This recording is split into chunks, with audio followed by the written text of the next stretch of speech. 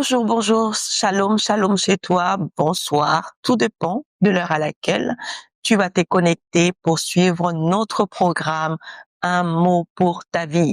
10 minutes de vérité biblique que nous partageons ensemble pour connaître comment marcher avec les mots que nous connaissons, les mots que nous utilisons, peut-être par mégarde, peut-être par manque d'information aussi, que nous n'utilisons pas au bon moment ou à l'endroit qu'on doit l'utiliser.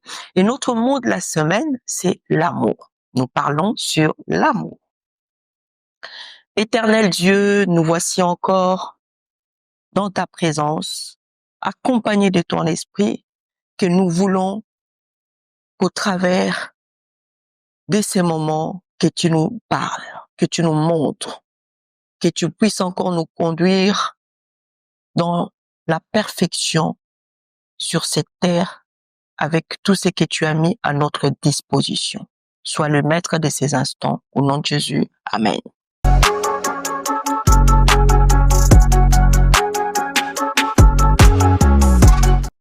Alors, on a parlé que Dieu est amour. Nous l'avons vu dans le livre de 1 Jean, chapitre 4, qui nous écrit noir sur blanc que Dieu est amour. En Dieu, on trouve l'amour. Et nous, maintenant, étant que les enfants de Dieu, cette identification ou cette identité aussi, on doit les retrouver en nous.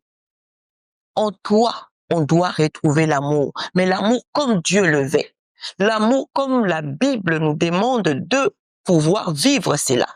Pas l'amour selon toi, pas l'amour selon les hommes, pas l'amour selon les réalités de cette terre, mais l'amour selon la pensée divine. Nous allons comprendre cela dans les livres de 1 Corinthiens, chapitre 13, à partir du verset 1. Nous allons faire la lecture ensemble. Il est écrit dans 1 Corinthiens, chapitre 13, au verset 1, la Bible dit ceci. Excusez-moi. Quand je parlerai les langues des hommes et des anges, si je n'ai pas l'amour ou la charité, dans d'autres versions, je suis un airain qui résonne ou une cymbale qui retentit. Je m'arrête d'abord là. Là, l'amour nous décrit. L'amour parle des hommes, l'amour parle de toi et de moi. Tu ne peux dire que toi, tu connais l'amour, tu vis l'amour, tu donnes l'amour. Tu ne peux parler de cela tant que tu n'appliques pas les normes qui est décrites pour l'amour. Tu ne peux pas dire que tu aimes alors que lorsque tu es devant la personne ou les personnes que tu prétends aimer, c'est toi qui leur fais du mal, c'est toi qui leur calomnie, c'est toi qui es en train de répandre de mauvaises choses sur leur vie, c'est toi qui les prives. Tu aimes mais tu ne peux pas partager à cela, tu ne peux pas. Et toi, tu t'appelles un chrétien, tu t'appelles enfant fils de Dieu. La Bible nous dit que ce n'est pas toi. Tu ne peux pas te permettre de pouvoir t'identifier comme étant un chrétien, mais en toi, on ne voit pas les normes ou les caractéristiques d'amour. Il dit qu'une personne, lorsqu'il parlerait des langues des hommes et des anges, si je n'ai pas l'amour, lorsque tu parlerais, c'est une manière de dire que lorsque tu agiras comme d'une manière de dire que tu es un enfant de Dieu, d'une manière de dire que toi tu connais Dieu, alors qu'en toi, on ne voit pas de traces d'amour. Tu es en train simplement de raisonner et tu fais tellement de bruit aux oreilles de personnes qui t'attendent, aux oreilles de personnes qui sont en train de te suivre, qui t'entendent déclarer ton amour, qui t'attendent en train de dire que non, moi j'aime telle personne, mais en toi, moi je suis évangéliste, moi je suis pasteur, moi je suis serviteur, moi je suis chantre, mais en toi, on ne voit pas des traces d'amour. Sache-le que tu es déjà disqualifié parmi les personnes qui doivent parler d'amour. Et la Bible continue au verset 2. Donc, pour dire que dans le verset 1, il a voulu nous dire que tout acte est basé par l'amour. L'amour, c'est la base. Tout acte de ta vie doit être basé par l'amour. Tout acte que tu dois commettre, toute activité que tu dois faire, tout ce que tu dois sortir doit se faire par amour. S'il n'y a pas d'amour, il n'y a rien de pouvoir dire que toi, tu sers Dieu, toi, tu es un chrétien. Tu ne dois même pas être appelé fils ou fille de Dieu quand on ne voit pas l'amour en toi.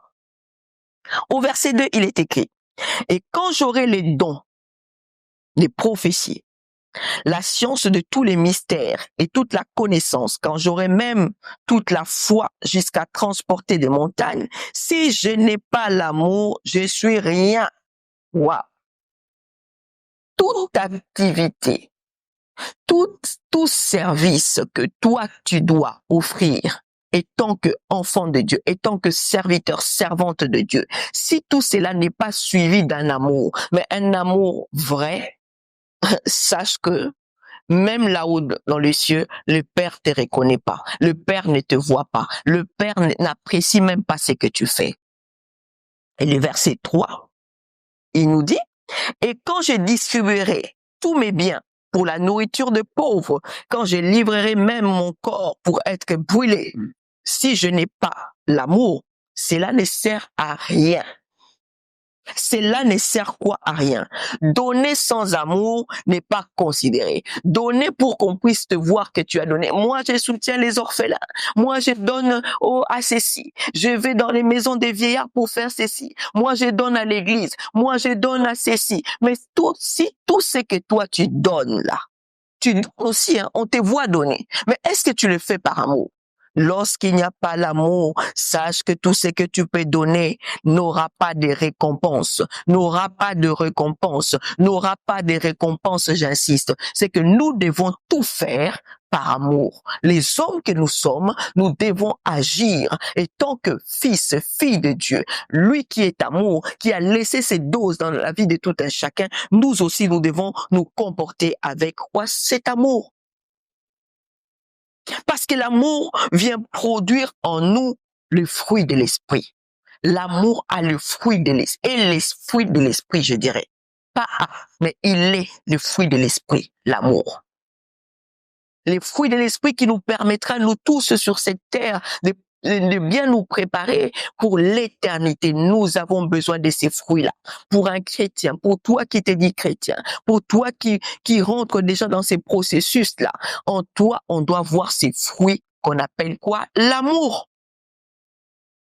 Pourquoi je parle du fruit? La Bible dit dans le livre de Galates, chapitre 5, au verset 22. Mais le fruit de l'esprit, c'est l'amour. La joie, la paix, la patience, la bonté, la bénignité, la fidélité, la douceur et la tempérance. Mais ce qui, curieusement, ce qui m'interpelle dans ces versets quand je les lis, on énumère plusieurs fruits. Mais la Bible écrit, il met le fruit au singulier. Il dit le fruit, comme s'il y avait qu'un seul fruit. Et effectivement, il n'y a qu'un seul fruit de l'esprit.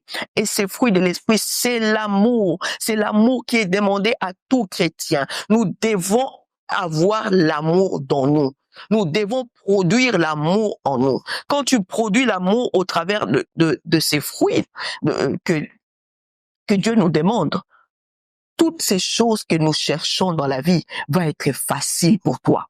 Tout ce que tu désires, lorsque tu as le fruit de l'amour, tu vas l'obtenir. Tu auras la possibilité de rentrer dans les endroits où les autres ne rentrent pas. Tu auras la possibilité d'être reçu là où les autres ne peuvent pas être reçus. Tu auras la possibilité d'être accepté là où les autres ne peuvent pas être acceptés. Parce que quoi? L'amour comme fruit nous ramène à 3 dimensions. À 3 dimensions que j'aimerais que tu puisses encore retenir aujourd'hui. L'amour, la première dimension étant que fruit de l'esprit, l'amour, ça ramène à décrire l'existence de l'amour dans la vie d'une personne. Tu vois une personne, je te donne des indices. Pour voir qu'une personne, l'amour existe dans lui, dans cette personne, que nous allons continuer encore demain, nous allons finir demain à comprendre que le fruit de l'amour ramène 3 dimensions. Pour aujourd'hui, je m'arrête là. J'espère te revoir encore demain avec le mot d'amour, les mots de la semaine qui est l'amour, que nous puissions comprendre et finir momentanément ces mots amour. Laisse que le Dieu qui nous a créés par amour, qui nous accompagne, puisse encore nous assister et nous accompagner. Shalom.